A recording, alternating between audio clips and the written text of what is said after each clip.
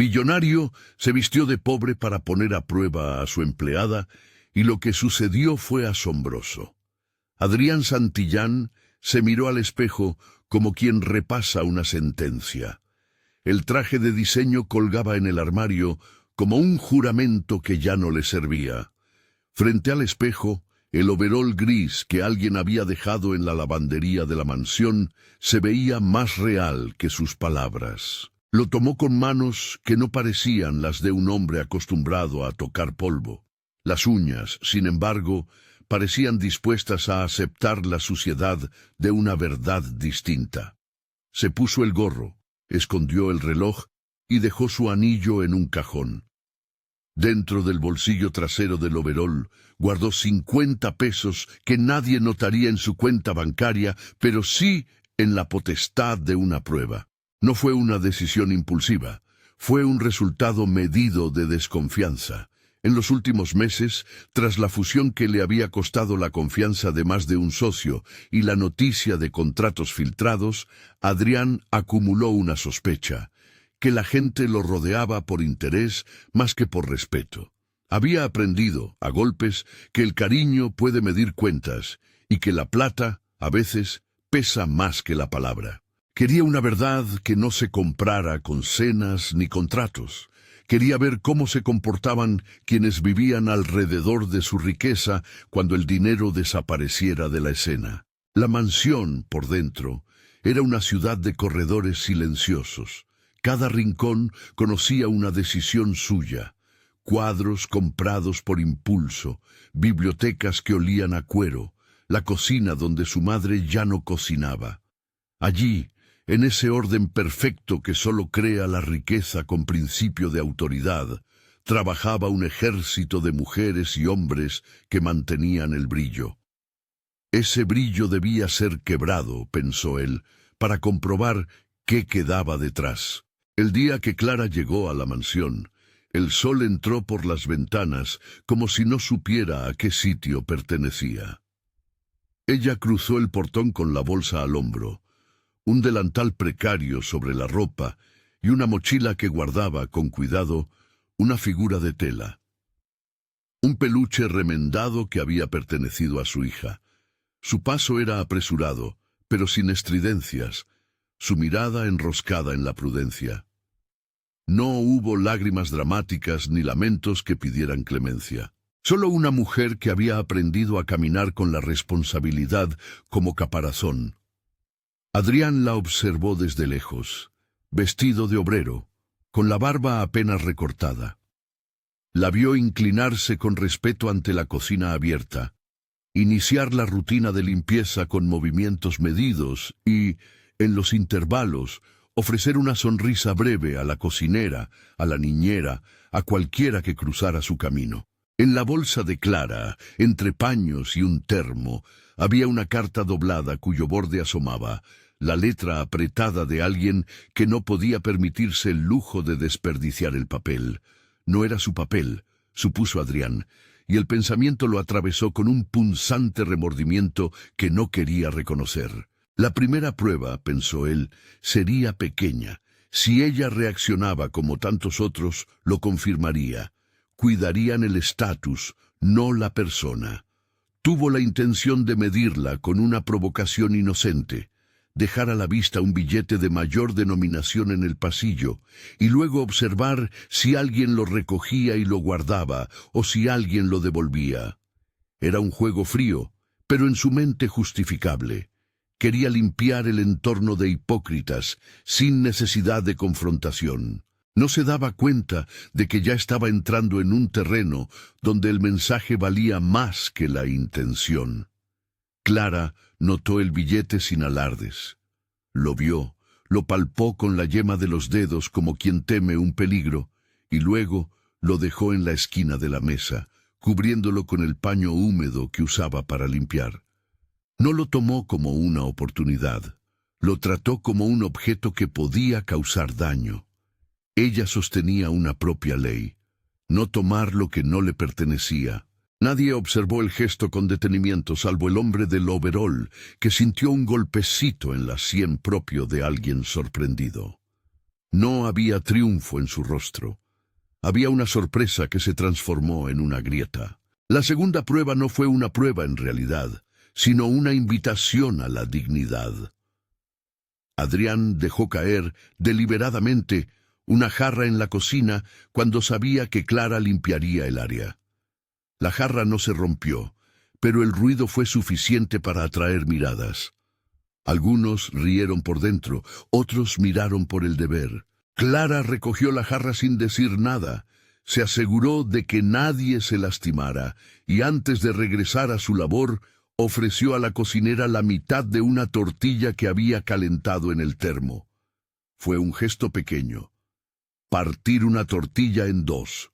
No era generosidad teatral, era generar alimento donde no lo tenían. Esa decisión, simple, habló de prioridades. No la ambición por algo que no era suyo, sino el cuidado por el otro. Adrián observó la escena y sintió algo que no había sentido desde que su padre murió. Vergüenza de su propio ego. No era solo que sus pruebas fallaran, era que al crear la prueba había expuesto a una persona a un juicio que le correspondía a él, y eso le punzaba con una certeza amarga. Clara no actuó por miedo ni por cálculo, actuó sin que su mirada buscara recompensas. Fue un golpe para un hombre que había pensado en la autenticidad como en una encuesta con respuestas correctas. Si esta historia te habla, ¿hasta dónde llegarías para saber si alguien es verdadero? Fue su primer CTA al público que quizás habría escuchado su silencio. Una pregunta que no pretendía absolución, sino juicio propio. Adrián no se dio cuenta de cuánta fuerza había en esa tortilla partida hasta que la pensó de nuevo en la cama, con la luz de la noche metiéndose entre las cortinas. Las niñas de Adrián, Sofía y Camila, aún dormían con osos de peluche sin remiendos. Su mundo era un vidrio protegido del de Clara. Ver a una madre partir una tortilla en dos le removió el espíritu. No fue una epifanía casi religiosa, solo el reconocimiento de que su prueba había encontrado una respuesta que no esperaba. Los días siguientes, las pequeñas pruebas se multiplicaron con la lógica de un experimento que amenaza con salirse de control. A veces era dejar una bolsa de ropa sucia en el asiento del automóvil de servicio. Otras, mostrar indiferencia cuando Clara saludaba en los pasillos o pronunciar en voz alta un comentario sobre la gente que trabaja por necesidad. Ella respondió de la misma manera, con trabajo, con respeto, con discreción. No delató a nadie, no tomó ventaja. Cuando alguien hizo un chiste sobre las empleadas que vienen por las casas, un comentario susurrado en la mesa del comedor, Clara no se defendió en voz alta.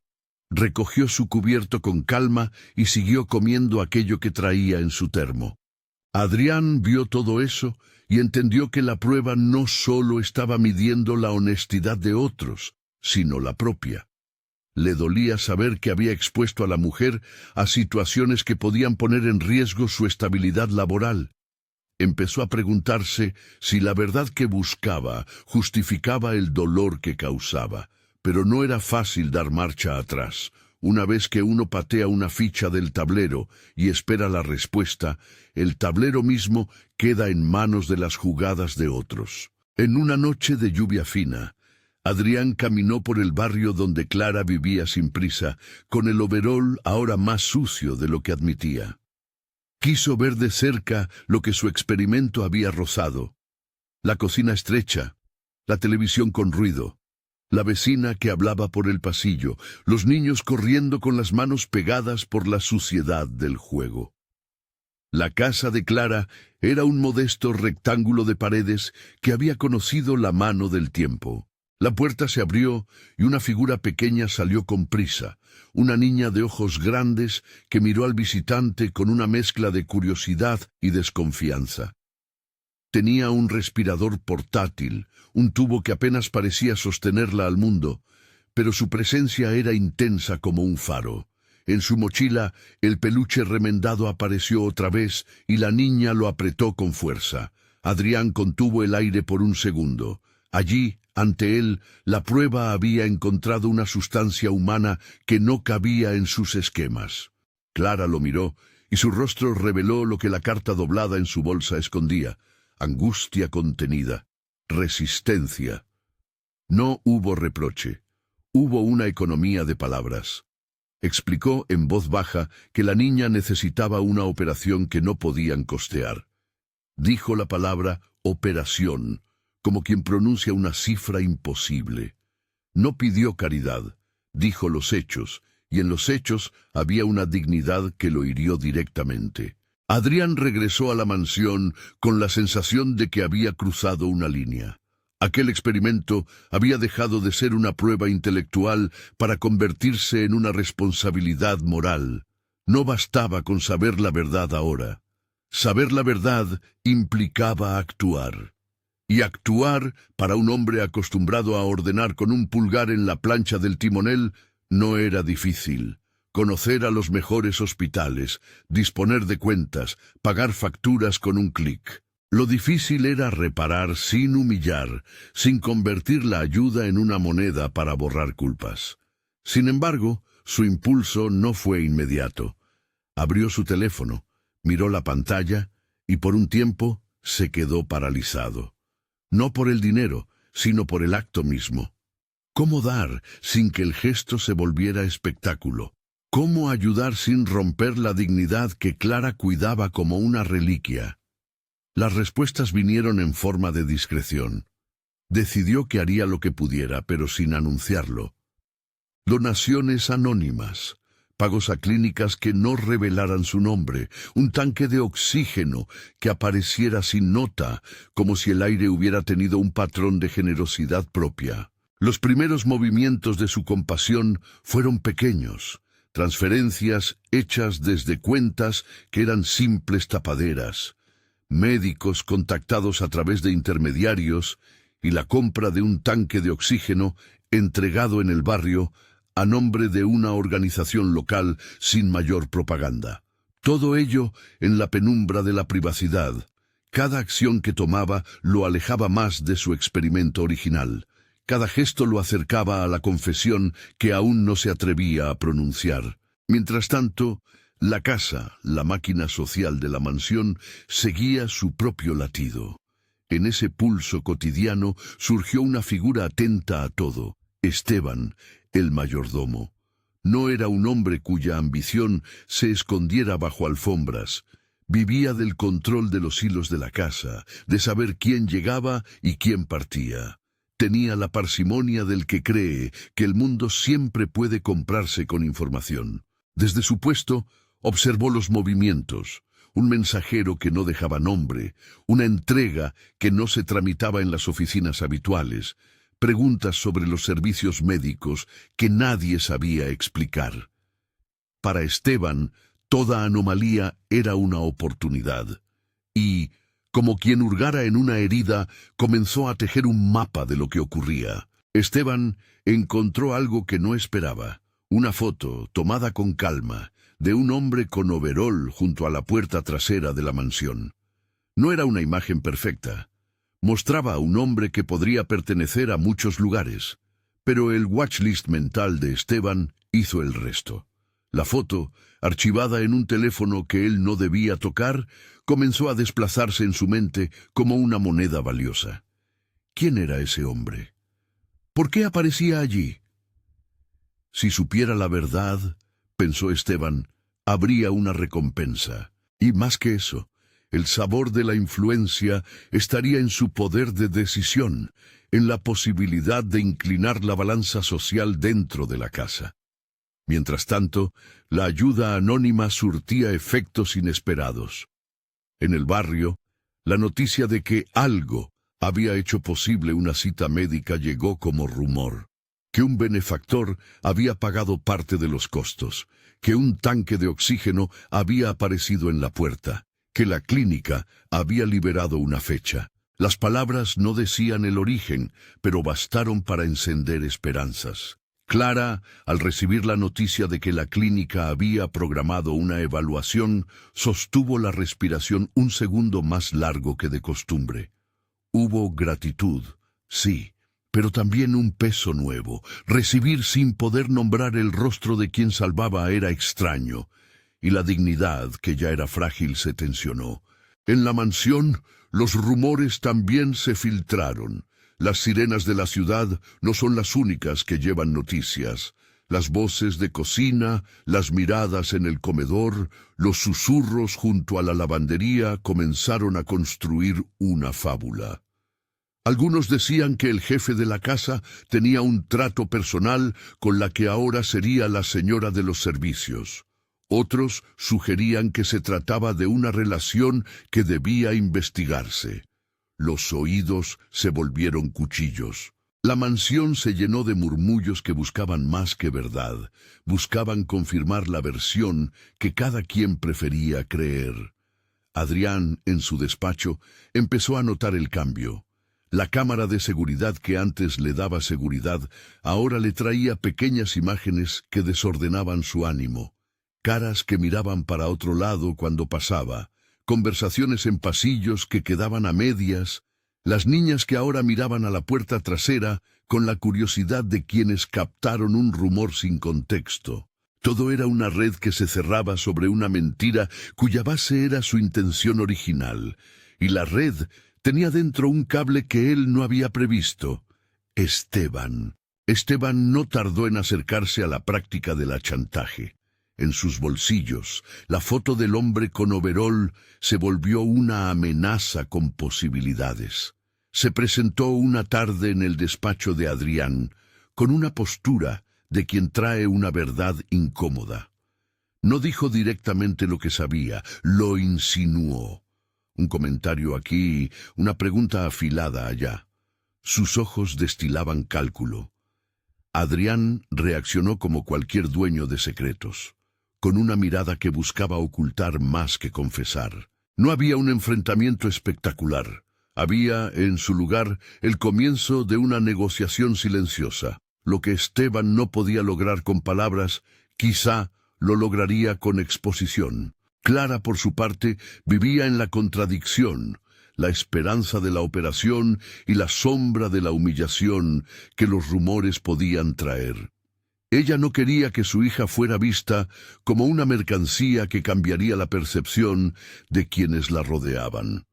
Guardó las transferencias, los recibos, las citas médicas en una caja que cerró con llave. No lo hizo por desconfianza hacia quien ayudaba, sino por temor a que la ayuda se volviera una llave que abriera su intimidad a los curiosos. Protegía la salud de su hija con la misma furia con la que protegía su dignidad. La tensión fue creciendo como el humo que presagia incendio. Adrián seguía actuando en dos frentes. Por un lado, ayudaba con discreción. Por otro, luchaba con la culpa de haber sometido a Clara a una prueba que la había expuesto. Esteban, con la foto en su posesión, olfateaba la posibilidad de ganar terreno. Y en el barrio, la niña con tubo de oxígeno esperaba, con el peluche remendado, que los días se alinearan a favor de su operación. Hubo un momento sencillo que marcó el punto en que las cosas dejaron de ser meras piezas en un tablero y se convirtieron en vida real. Clara fue al hospital para una evaluación. Al regresar, en el micro, una vecina la reconoció y sin maldad intencionada, soltó un comentario en voz alta acerca de la casa grande que estaba pagando. La frase se coló entre los pasajeros. Otros añadieron especulaciones. Clara, con su abrigo viejo y las manos apretadas, fingió indiferencia, pero por dentro palpó la posibilidad de que aquello no fuera solo ruido. Si la ayuda no tenía nombre, pronto alguien le pondría uno, y en el momento en que ese nombre surgiera, perdería la batería de la dignidad que había alimentado con cautela. En la mansión, Esteban decidió mover una ficha más audaz. Reunió a un grupo reducido de empleados en el comedor y, con la solemnidad de quien guarda secretos jugosos, dejó caer la foto sobre la mesa. No dijo quién era el hombre. Solo dejó la imagen y un silencio que se volvió cuchillo. Las miradas se posaron sobre la foto con hambre y prejuicio. Algunos fingieron escándalo. Otros, curiosidad. Esteban, con una sonrisa contenida, alimentó el rumor. Si quieren saber más, hablen con quien trae las noticias, dijo entre dientes. La semilla, una vez plantada, germinó en chismes. Esa tarde, en la cocina, Clara sintió la presión de 1000 ojos. No había acusación pública todavía, solo tensión, ecos. Una de las niñas de la casa, Sofía, preguntó a su niñera con voz rumorosa: ¿Cómo puede alguien que trabaja en la casa tener tantos favores? La pregunta, inocente en su intención, golpeó en el pecho de Clara como una pedrada inesperada. Ella recuperó la compostura, recogió su cubierto y continuó con el trabajo. No hubo escena, no hubo explosión. A veces la humillación se infiltra en la cotidianidad como un alfiler fino. Adrián escuchó, detrás de una puerta, la pregunta de la niña y el silencio de Clara. Sintió que su experimento, esa búsqueda de la verdad, se había tornado en una red de consecuencias que dañaban a quienes menos lo merecían. Le dolió pensar que una decisión suya, nacida de miedo, pudiera convertirse en motivo de desprecio hacia una mujer que solo buscaba curar a su hija. De pronto, la posibilidad de reparar no era un acto de nobleza, sino una obligación que lo humillaba como hombre. No quería que la reparación fuera un favor para lavar su culpa. Quería que fuera reconocimiento de una dignidad que él mismo había violado. Esa noche, sin dormir, Adrián miró la foto que Esteban había dejado en la mesa, esa misma que ahora circulaba como rumor, y supo que la mentira ya había tomado forma pública. Tomó el teléfono y llamó a un viejo contacto del sector salud para confirmar citas. Habló con abogados en la línea siguiente para preguntar por mecanismos que permitieran pagos sin exposición. Cada paso lo acercaba más a la rendición, admitir que había errado. Aún así, no fue capaz de confesar en voz alta. La voz de la prudencia y el ego se mezclaban, y en medio de ese conflicto, el impulso de Esteban se tornaba más agresivo. Mientras tanto, la niña de Clara, con ojos que parecían contener todo el peso del mundo infantil, jugaba con su peluche en silencio. No entendía las sutilezas del rumor ni las tensiones que se tejían en la mansión. Para ella, la ayuda que había aparecido era un alivio, permeado por la inocencia que solo los niños tienen. Ella no tenía reservas para aceptar la maravilla del aire que ahora podía respirar con menos esfuerzo. No comprendía que su operación, aún lejana, ya estaba siendo convertida en noticia en un lugar al que ella no pertenecía. La historia alcanzó un punto de inflexión cuando alguien dejó un sobre dentro del casillero de la empleada de la mansión, un anónimo que decía simplemente documentos. Entre ellos, sin firma, se encontraron recibos que apuntaban a transacciones pagadas a nombre de una fundación que no existía en los registros. No se trataba aún de una acusación directa, pero hacía palpitar la idea de que había algo oculto. Esteban vio la oportunidad y no dejó pasar la ocasión. ¿Y si alguien nos engaña bajo el abrigo de la caridad?, murmuró a quien lo escuchara. La semilla del escándalo se afianzaba. Clara, al enterarse de que los recibos circulaban, sintió que la intimidad de su familia se acercaba a un precipicio. Sabía que si se difundía la idea de que ella recibía favores, su relación con las niñas de la casa, esas pequeñas que ahora miraban con curiosidad, podría volverse distante. Su decisión fue la de proteger a su hija ante todo. Recogió los documentos, los guardó, y en la intimidad de su habitación volvió a mirar la boleta de la cita médica. No se quejó, no exigió. Guardó el sobre como quien guarda una bomba. La tensión quedó allí, suspendida como un alambre tenso. Adrián, con su overol ya acumulando polvo de verdad, pensaba en cómo reparar sin estruendo. Esteban, con la foto en su teléfono y los recibos rondando, calculaba su próxima jugada. Clara, con su caja cerrada y su peluche remendado, respiraba con el peso de una madre que no puede decir todo lo que siente por no poner la vida de su hija en riesgo. Y en el corazón de la mansión, bajo el brillo de los candelabros y la frialdad del mármol, algo más se rompía. La certeza de que la riqueza puede comprar cosas, pero no siempre puede devolver lo que arrebató. Adrián lo sabía. Había comenzado disfrazándose de pobre para probar a otros y sin darse cuenta se estaba poniendo a prueba a sí mismo. La noche avanzó y con ella una idea se hizo más fuerte. La verdad, por dolorosa que fuera, necesitaba salir. Pero la confesión no se daría en un acto impulsivo. Se gestaba detrás de puertas cerradas, en llamadas anónimas, en transferencias sin nombre. Y aún así, en el centro de esa gestación, el riesgo principal permanecía: que alguien, con la foto en la mano y la ambición en la mirada, decidiera convertir la verdad en moneda de cambio. En la mañana que siguió, Clara recogió su mochila con más cuidado que de costumbre. La niña le sonrió sin dramatismos, como si el mundo no supiera de rumores. En la casa, la tensión se palpaba en las miradas.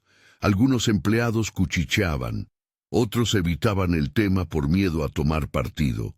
Esteban paseaba por los pasillos con una seguridad que dolía. Y Adrián, desde un estudio en el que el silencio tenía más peso que su propio nombre, comprendía que la historia que él había empezado a escribir con su propio ego, ahora tenía la posibilidad de salirse de su control. Esa mañana terminó con una decisión que, para algunos, fue imperceptible.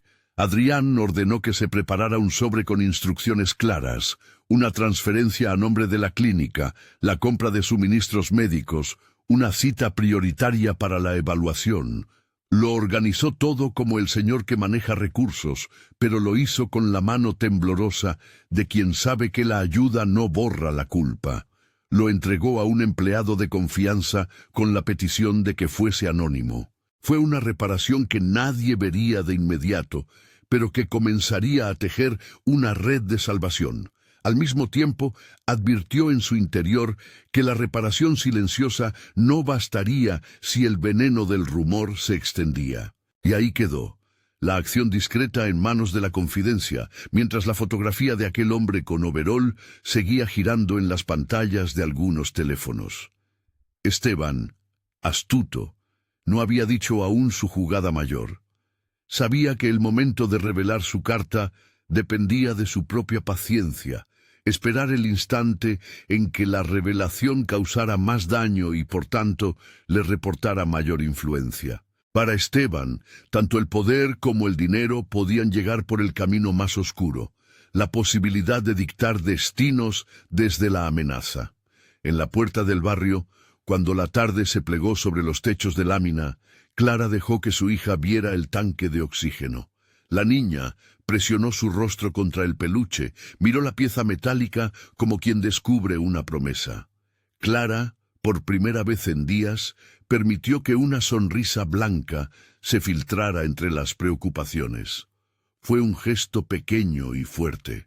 No era la solución final, pero era un aliento. No sabía aún que esa luz tenue sería motivo de especulación en la mansión, ni que en los días venideros una foto, una reunión y una acusación podrían tambalear el equilibrio de vidas que apenas comenzaban a tocarse.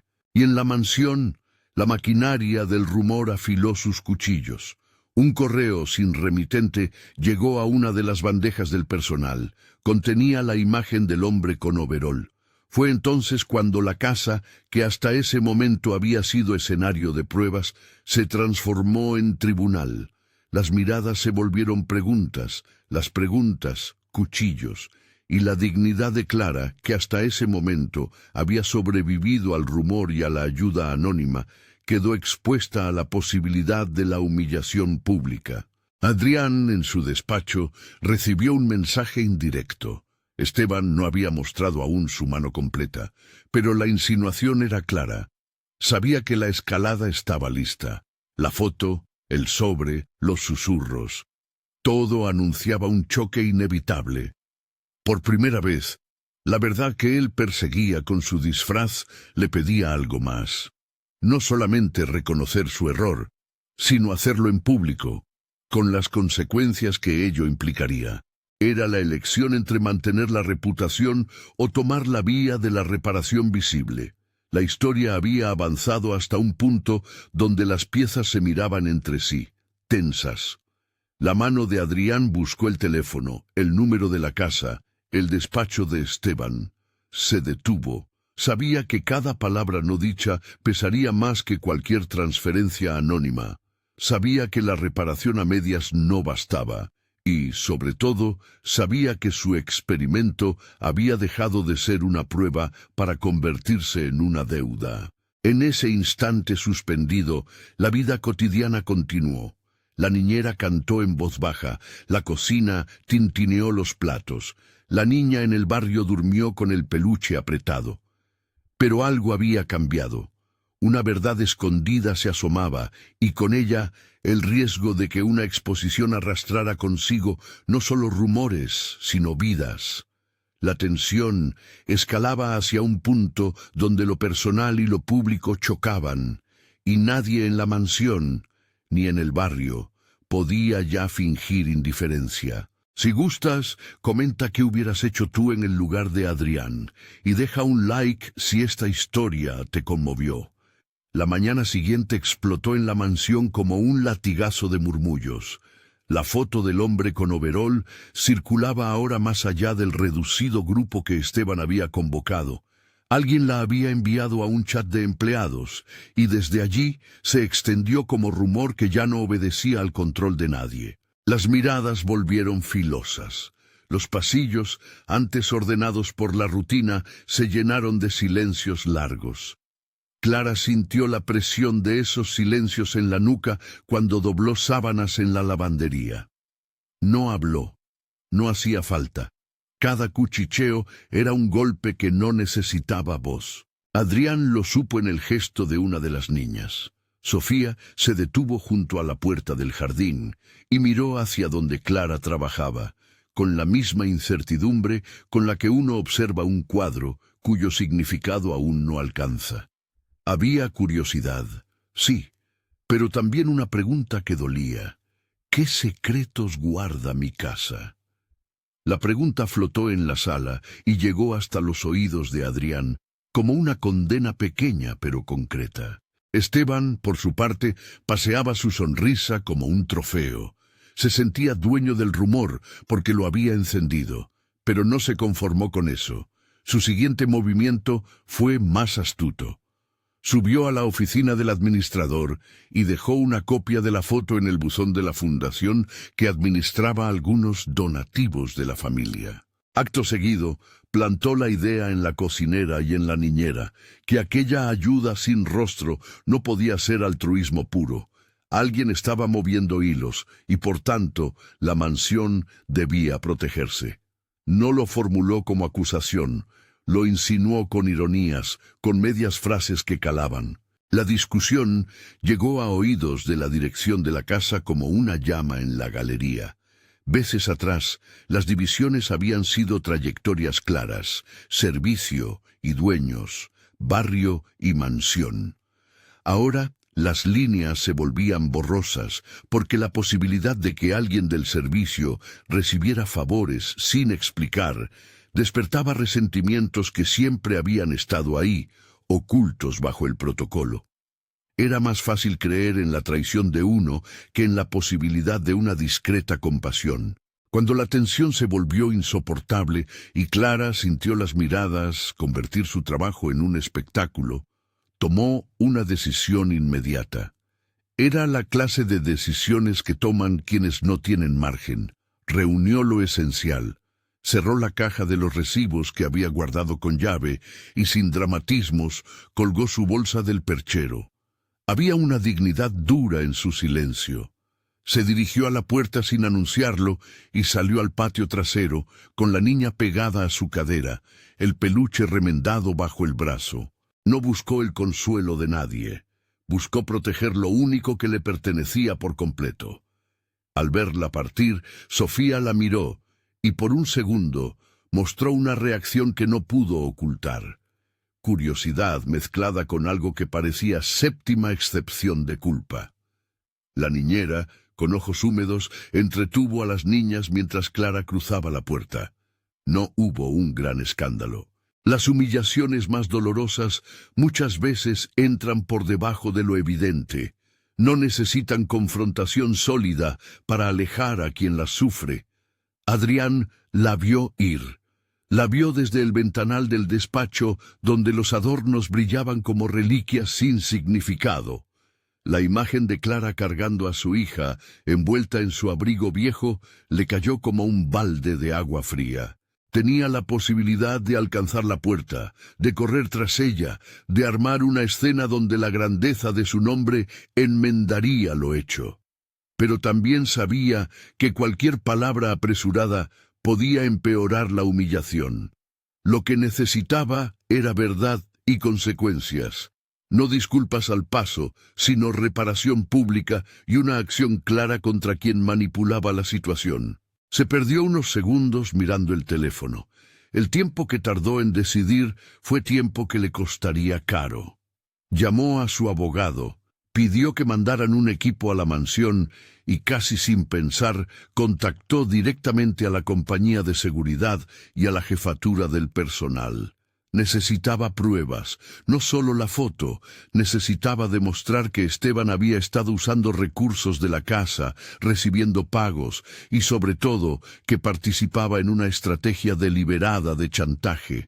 Si Esteban era detenido por simple sospecha, sin más pruebas, el daño sería grande. Si Adrián confesaba antes de tener la verdad en la mano, podría perder toda credibilidad. Si esperaba, Clara podría irse para siempre. Mientras tanto, fuera de la mansión, Clara caminó sin rumbo fijo. No quería ser el centro de una historia que la transformara en una mercancía. Pensó en la caja con la boleta de la cita. Se la apretó contra el pecho. En la mirada de su hija, que miraba el mundo con la seriedad de quien ha aprendido a no pedir demasiado, entendió que debía hacer algo que no supiera hacer. Hablar. Llamó a una vecina de confianza que la escuchó en una cocina pequeña y sin juicios le ofreció té y claridad. «No puedes dejar que te usen como ejemplo», le dijo la mujer. Clara tomó aire. Sabía que la dignidad no se defendía solo con silencio. A veces exigía palabra, y la palabra, en su caso, tenía que decir lo justo. En la mansión, el plan de Esteban avanzaba. Envió la foto a un periodista local a modo de chisme noticioso. No fue portada. En la ciudad hay historias más grandes, pero sí fue suficiente para que algunos empleados que tenían familia en el exterior recibieran preguntas sobre la posible relación entre la casa y lo que sucedía en el barrio. Las piezas del estallido social comenzaban a encajar. Para Esteban, ese era el negocio perfecto. Tensar las cuerdas para luego aparecer como quien las desata, como quien puede devolver normalidad a cambio de lealtades. Adrián reunió entonces al personal. No era una convocatoria amable. Pidió que vinieran al comedor todos los empleados. Había un rumor que debía detenerse y un chantajista que necesitaba ser enfrentado con pruebas. Pidió que guardaran sus tareas y fueron llegando, con rostros que iban del escepticismo al temor. Clara, por supuesto, no estaba fuera. La idea de que volvería no cruzó su mente. ¿Para qué volver a una casa que la había señalado? El comedor que tantas veces había observado conversaciones triviales, aquel día pareció una cámara de juicio. Los platos fueron retirados. Esteban llegó con aire triunfal, como quien ha ganado una pequeña guerra. Colocó cuidadosamente la foto sobre la mesa, esperando ver el efecto. Las miradas se abrieron en abanico. Algunos rieron nerviosos, otros fruncieron el ceño. Fue entonces cuando Adrián, con la cara demacrada por noches de insomnio, se levantó con decisión y pidió silencio. No habló para justificarse de entrada. Fue directo y dijo lo que pocos esperaban. He estado observando la casa disfrazado de trabajador. He sometido a algunas personas a pruebas para saber quiénes son. Me equivoqué. Traje daño. La frase atravesó la sala como un disparo. Algunos se miraron incrédulos. Otros no se sorprendieron. La mansión siempre había sido escenario de historias que, a veces, no terminaban bien. Lo importante, dijo él, no era solo confesar su error, era mostrar que había pruebas de algo más serio, de un chantaje. Sacó entonces del bolsillo un sobre que llevaba semanas preparando. No era una carta floritura. Eran documentos, transferencias, registros de mantenimiento, facturas y el archivo de seguridad donde se veía a Esteban interactuando de forma extraña con distintos mensajeros y recibiendo sobres. Había llamadas registradas entre su número y cuentas que coincidían con recibos apócrifos. Todo tenía trazabilidad. No era una trampa, era evidencia. Era la manera de que la verdad se enfrentara con otra verdad. La sala se volcó. Las miradas que antes interrogaban a Clara se volvieron hacia Esteban con nueva carga. Él intentó recular con la misma calma que lo había traído hasta allí. Negó, dijo que era un montaje, sugirió que alguien quería herir su nombre. Pero había demasiada documentación, había también registros de voz. Conversaciones grabadas que, sin dramatismo, lo incriminaban en sugerir pagos a cambio de silencio. Era material contundente, no solo chisme. Pocos hombres pueden sostener la insolencia cuando el circuito de pruebas los aprieta.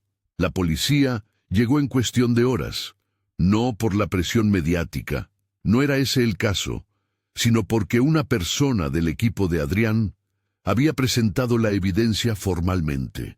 Los oficiales, con profesionalidad, interrogaron, cotejaron datos y pidieron que Esteban los acompañara a la comisaría para aclarar su situación. Era la detención en frío, la lectura de derechos, las manos esposadas, la sensación de que la maquinaria legal se activaba.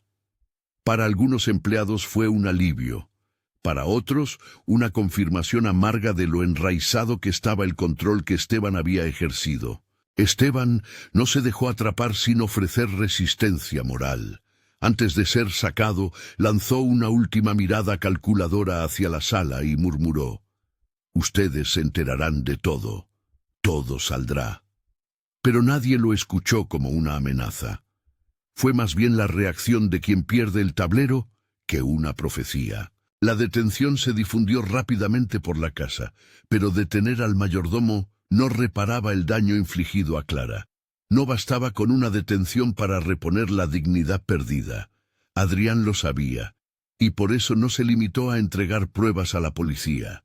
Se dirigió a la caja de su mesa, sacó un sobre con nombres y documentos que probaban su intervención anónima en favor de la operación. Estaba dispuesto, en público, a revelar lo que había hecho en secreto. La reparación, pensó, pedía transparencia. En la calle, Clara recibió la noticia por un mensaje de la vecina. «Dicen que detuvieron a Esteban». El mensaje no le devolvía la confianza, no vehiculizaba su enfado ni su vergüenza. Era solo un dato. Sin embargo, su hija necesitaba la operación, y eso la empujó a tomar una decisión práctica: volver al hospital para confirmar la fecha. Lo hizo con la caja de los recibos en la mano, con la certeza de que, si la ayuda venía con precio público, la realidad de su hija quedaría expuesta a curiosidad indeseada. Adrián, después de haber entregado los documentos y observado cómo los oficiales se llevaban a Esteban, tomó aire y pidió hablar con todos otra vez. Esta vez, su palabra no tenía el contorno de una disculpa apresurada, tenía la estructura de una confesión calculada. Contó que la idea de disfrazarse nació de su miedo a ser explotado, que había cruzado la línea al hacer de su vida privada un experimento, y que por eso pedía perdón. Lo dijo ante quienes había sometido a juicio sin derecho a defensa. Las palabras fueron duras y ciertas. He fallado como jefe, admitió, y como ser humano, añadió. No voy a pedir que me crean, voy a pedir que me permitan reparar. Hubo de todo. Lágrimas contenidas, silencio, incredulidad.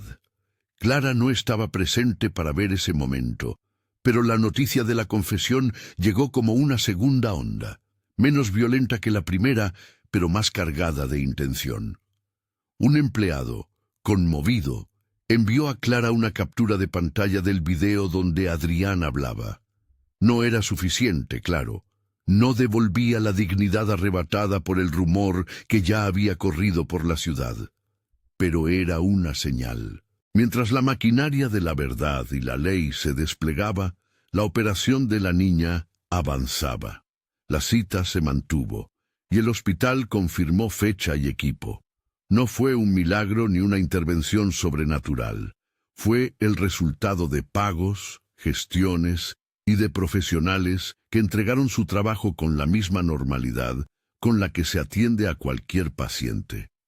Clara, antes de la operación, se sentó en la sala de espera con manos que no dejaban de moverse. Había una mezcla de miedo y de alivio, porque la herramienta que ahora la sostenía era lo que siempre había necesitado, la posibilidad técnica de curar. Adrián se presentó en el hospital esa tarde sin anuncio y pidió hablar con Clara. El primer encuentro fue áspero. Ella lo miró sin sorpresa, porque ya había sospechado la intervención. No sabía si quería escucharlo.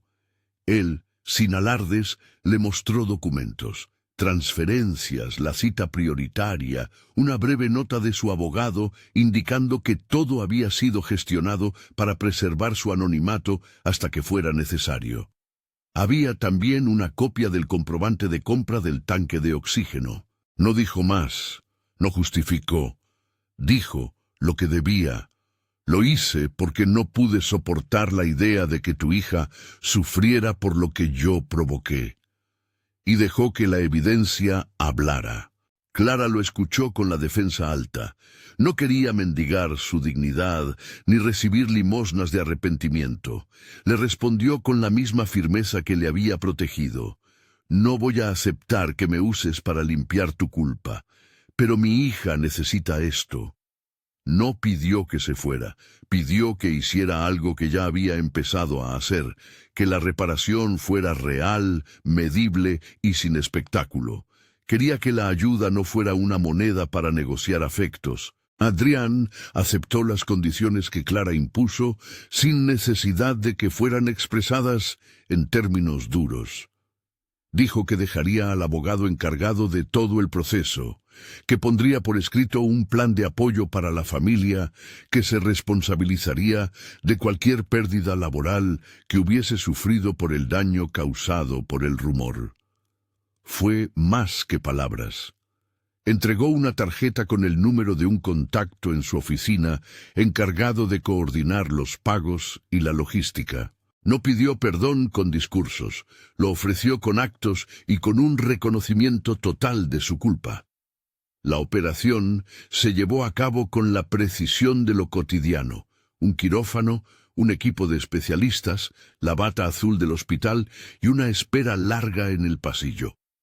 Clara, sentada en la sala, tenía la sensación de que su vida se deslizaba por un hilo de procedimientos y permisos. No podía controlar todo, pero sí podía sostener la mano de su hija cuando la anestesia la dejó en calma. Entre el sonido monótono de los monitores se permitieron un momento de intimidad. Clara susurró canciones, pequeñas oraciones que ella misma no sabía si creía del todo. Fue entonces cuando por primera vez en semanas sintió que la vergüenza que la había rodeado podía transformarse en algo más. Y no porque la mansión se hubiera convertido en caritativa, sino porque la niña estaría mejor. La intervención fue un éxito técnico. No hubo grandes declaraciones. El equipo clínico informó sobre la rutina de cuidado, la estancia necesaria y los riesgos manejados. En la habitación tras la operación, cuando la niña despertó con pestañeos confusos, Clara dejó escapar un llanto que no intentó disimular. No era alegría fácil, era la liberación del peso acumulado. Adrián la vio desde fuera de la habitación, en el corredor, y sintió que la culpa se le disolvía parcialmente en la evidencia de que había hecho lo que debía. No era abundancia de absolución, solo la constatación de que una vida había sido preservada. Los días siguientes marcaron la lenta reconstrucción de lo roto. En la mansión, el desaliento por la manipulación de Esteban dio paso a una conversación más amplia sobre condiciones laborales, sobre cómo se manejaban los favores y las confidencias. Adrián, que había escuchado el golpe de su propio experimento en carne propia, ordenó una revisión de prácticas. Se abrieron canales claros para donaciones y ayudas externas, con supervisión legal. No lo hizo por redención simbólica, sino porque había aprendido que los secretos pueden corroer hasta a quienes los guardan. También se contrataron supervisores externos para auditar facturas y cuentas vinculadas a la casa. Hubo resistencia y hubo aceptación, pero la sensación de que algo distinto era posible quedó instalada. En el barrio, la noticia de la detención de Esteban empezó a correr como una verdad que reorganiza relaciones. Algunos vecinos, al enterarse, hablaron de los abusos que habían visto. Otros se mostraron cautelosos. Para Clara, la detención no borró la estigma social por completo, pero sí cambió la narrativa que había pesado sobre ella. Ya no era la destinataria de favores sospechosos, sino la mujer que había sido objeto de un chantaje. Eso reponía parte de su lugar social, aunque las cicatrices morales tardaran en sanar. La mansión y el barrio empezaron un diálogo nuevo, torpe al principio, con gestos más concretos. Adrián abrió la posibilidad de facilitar espacios para campañas de salud comunitaria, gestionadas por la Fundación de la Familia, con la condición expresa de que fueran dirigidas por organizaciones locales. No era una solución que resolviera la pobreza estructural de inmediato. Era un gesto que reconocía responsabilidad. Clara fue invitada, en un primer momento en carácter de testigo de lo ocurrido y luego, con el tiempo, como colaboradora en la organización de jornadas médicas. Ella aceptó, no como quien busca protagonismo, sino como un modo de transformar su experiencia en acción útil para otros. La relación entre Adrián y Clara siguió siendo compleja. Hubo conversaciones largas, ciertas confesiones que pesaban y acuerdos concretos. Adrián, por ejemplo, firmó un documento que garantizaba la continuidad del empleo de Clara y le ofreció condiciones nuevas: atención médica para su familia, una beca para la niña en caso de necesitar rehabilitación y una compensación por los días en que la presión social la había impedido trabajar. Clara aceptó la oferta con prudencia. No quiso que su vida cambiara por caridad. Aceptó aquello que la protegía a ella y a su hija. Sus términos eran claros: dignidad en la relación laboral y respeto absoluto a su privacidad. Las niñas de Adrián jugaron un papel curioso en la reconciliación. Sofía y Camila, al principio confundidas por las historias, comenzaron a conocer a la niña del barrio en pequeñas visitas organizadas por la niñera. No hubo grandes escenas de amistad inmediata. Hubo encuentros suaves, miradas que se acostumbraban. Un día, Sofía le ofreció a la hija de Clara un dibujo sencillo: una casa con 2 puertas. La niña, dormida aún por la medicación, apretó el dibujo contra su pecho. Fue un gesto infantil de aceptación. Para Adrián, esas escenas fueron más poderosas que cualquier discurso público, porque la reconstrucción no llegaba por mensajes grandilocuentes, sino por mínimos vínculos que se tejían sin foco mediático. La prensa, que había olfateado la historia, no encontró en ella la sensación escandalosa que había imaginado. La detención de Esteban fue noticia local, y la confesión abrupta del millonario funcionario ante su personal mereció titulares de una semana. Pasada la primera ola, Lo que quedó fue el trabajo gris de la reparación. Reuniones de abogados, acuerdos de confidencialidad, citas médicas y gestiones administrativas. La ciudad, que a menudo elige el escándalo como alimento, se olvidó con cierta rapidez de los detalles personales. Para Clara, esto fue un alivio. La vida continuó. Hubo, sin embargo, momentos públicos que marcaron la conciencia de Adrián. En una de las reuniones de la casa, donde se discutían los cambios de procedimiento, un empleado mayor levantó la mano y dijo con voz temblorosa: «Señor, lo que importa es que reconoció su error. No todo el mundo lo haría». Fue una frase simple que no liberó a Adrián de su culpa, pero sí le ofreció un punto desde donde reconstruir. Él respondió con humildad: «No espero perdón inmediato. Espero actuar bien a partir de ahora». Con el tiempo, la niña de Clara evolucionó con la normalidad que permiten la medicina y los cuidados. La recuperación fue gradual, con sesiones de control y medicación. Hubo días de fatiga y noches de preocupación, pero también tardes de juego y pequeños avances. La familia de Clara empezó a respirar con menos aprensión. La vida cotidiana, esa que tantas veces la había mantenido en pie, volvió a su ritmo. Clara volvió a su trabajo con prudencia. Las preguntas que antes la hostigaban ya no eran tan frecuentes. Sus pasos retomaron firmeza. Una tarde de otoño, Adrián organizó una comida en la casa. No fue un evento ostentoso. Fue un gesto sencillo para reunir a quienes habían estado cerca de la crisis. Invitó a la familia de Clara, a algunos empleados y a las niñas.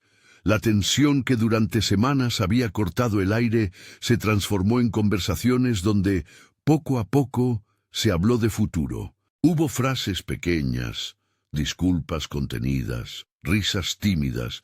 En un momento, la hija de Clara, con la curiosidad todavía intacta, se acercó a las niñas de Adrián y les enseñó su peluche remendado. Las niñas lo contemplaron como si fuera un tesoro y luego lo abrazaron con cuidado. Fue una imagen de ensamblaje, dos mundos que no se fusionaban sin fricciones, pero que ahora comenzaban a encontrar puntos de contacto. La reconstrucción no anuló el pasado. Adrián trabajó para cambiar la estructura de poder en la casa, implementó comités de personal, líneas directas para denuncias y una política de transparencia financiera. No se trataba de lavar su imagen, era admitir la responsabilidad de quien tiene recursos y decidir usarlos con reglas claras. Además, asumió la necesidad de que el gesto no se quedara en actos aislados. Pidió a su fundación que emprendiera programas que fortalecieran el acceso a salud en barrios como el de Clara, siempre en colaboración con organizaciones existentes. Fue un paso institucional que buscaba evitar que la generosidad quedara reducida a favores personales. Para Clara, la oferta institucional fue prudente. Aceptó colaborar en jornadas, pero también mantuvo su deseo de que su vida privada permaneciera vedada a la curiosidad pública. Quería que su hija fuera vista primero como una niña que había sido cuidada, no como un caso que había salvado la reputación de alguien. Adrián entendió esa línea y respetó las condiciones. No hubo gestos grandilocuentes para la foto. Hubo acciones discretas que funcionaron en silencio. Pagos directos a clínicas, coordinación con el colegio de la niña para asegurar la continuidad escolar y la contratación de un apoyo terapéutico para ayudar a la familia en la adaptación postoperatoria. El tiempo fue pasando y, con él, la distancia entre la culpa y la convivencia. No hubo un final perfecto, hubo un proceso. En una tarde nublada, Clara se acercó a la mansión no como empleada que volvía a su puesto, sino como invitada a una reunión sobre los programas comunitarios. Caminó por el jardín con calma. La casa ya no le parecía un tribunal. Cruzó miradas que eran ahora pacificadas. Al llegar a un salón donde había documentos y mapas para las jornadas de salud, encontró a Sofía y a Camila dibujando carteles para una campaña de donación de sangre. Se detuvo, miró los dibujos y sin dar demasiadas vueltas, ofreció un consejo práctico sobre cómo organizar las filas para que nadie se sintiera juzgado. Su voz, firme y serena, dio la sensación de que algo se recuperaba. La autoridad sobre lo propio. En la mansión, la relación entre Adrián y su personal cambió en el símbolo. Él pasó de ser un jefe distante a un hombre que había aprendido, a golpes, que la verdad y la responsabilidad eran caras de la misma moneda. Su gesto de vestir el overol había sido una decisión equivocada. Su confesión y su acción, aunque tardía, se convirtieron en puntos de inflexión. No buscó redención rápida. Mantuvo un trabajo sostenido. Cualquier ayuda que llegara a las manos de una familia debía ser manejada con transparencia y respeto. La historia, al final, dejó enseñanzas que no se dijeron en discursos, sino que se vieron en cosas pequeñas. En la forma en que las niñas ahora se saludaban, en la manera en que Clara recibió visitas sin sentir que debía justificarse, en la manera en que Adrián escuchaba antes de actuar. Había también un reconocimiento público. La detención de Esteban sirvió como aviso de que la corrupción interna no sería tolerada. No era un final moralizante, era una transición hacia un modo diferente de usar el poder. Meses después, en el barrio, la niña corría con más aliento. Su peluche ya no era solo un consuelo, era testigo de un tramo de vida donde el miedo se alivianó. Clara, en una tarde de mercado, sonrió sin que fuera noticia. Había una rutina renovada. Visitas al hospital menos frecuentes, control médico, la escuela retomada. No era la promesa de que todo sería distinto para siempre, pero sí la certeza de que la solidaridad, cuando se administra con respeto, puede salvar una vida sin convertirla en un espectáculo. Una noche, Adrián se sentó frente al espejo y contempló no un overol, sino la ropa de su realidad cotidiana. Había dejado el disfraz atrás porque había entendido que las pruebas que valen la pena no son las que se juegan a expensas del otro. Había descubierto que la verdadera prueba era preguntarse, ¿qué hago con mi poder ahora que sé cuánto puede destruir si se maneja mal? La respuesta, en su caso, fue un trabajo que no terminaba con una donación. Era un esfuerzo por cambiar prácticas y por aceptar que el perdón se gana con actos continuos. En el cierre, la escena que quedó fue simple, una mesa compartida. Allí estaban Clara y su hija, las niñas de Adrián y algunos empleados. No era la foto que uno pondría en un titular. Era una comida sin protocolo, con platos sencillos y risas que se colaban entre conversaciones cotidianas. Nadie fingía que todo estaba perfecto.